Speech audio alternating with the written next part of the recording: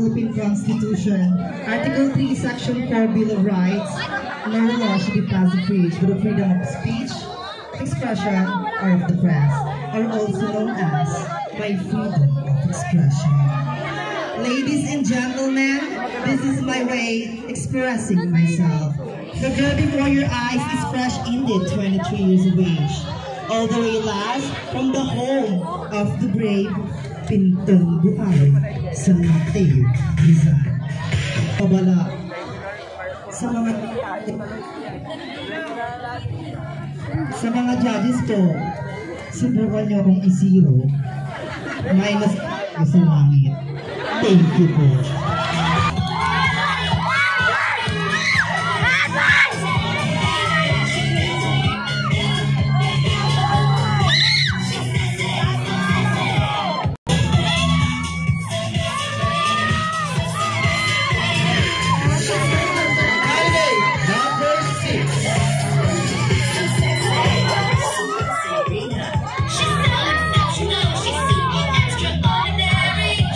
Mahihirapan ang ating abogado partner.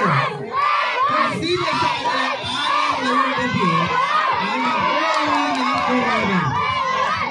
Alam po lang sabihin. Judges, okay na? Ladies, thank you very much. Ayan.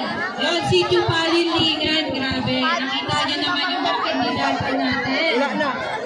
Magpapalit uli yan. Siyempre, at bago tayo magpatuloy. Yun. Medyo maganda po muna ng mga audience.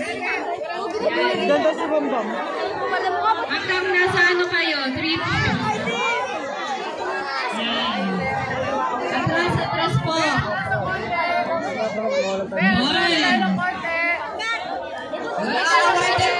Mag-awarding puli tayo sa liga.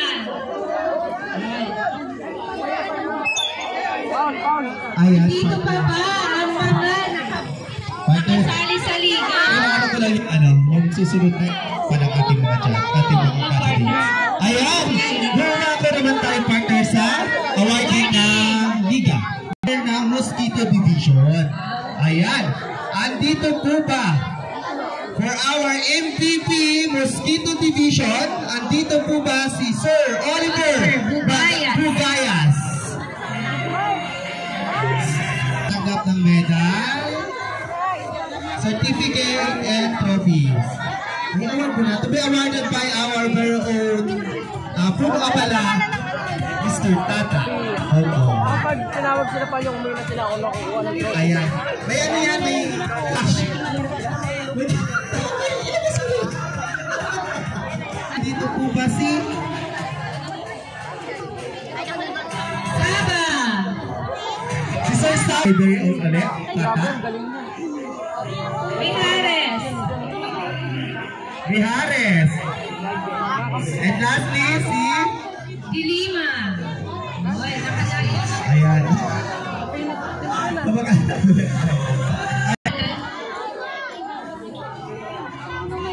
Ayan, partner, ready na sila.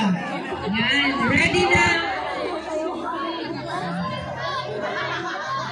Yan, welcome natin ang San Juan Hoods.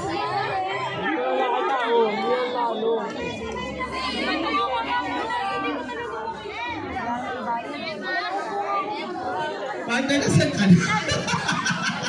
Nagbigay lang ako ng instruction kay Tata. Ayan, once again, ladies and gentlemen, bigyan mo natin ang palakpakan ang San Juan Hoods!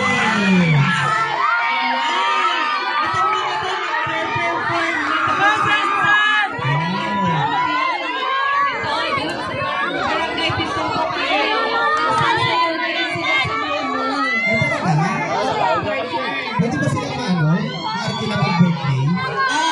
Pwede na ba kayo party na pag-birthday? Birthday lang yun. Kaya lang children's party.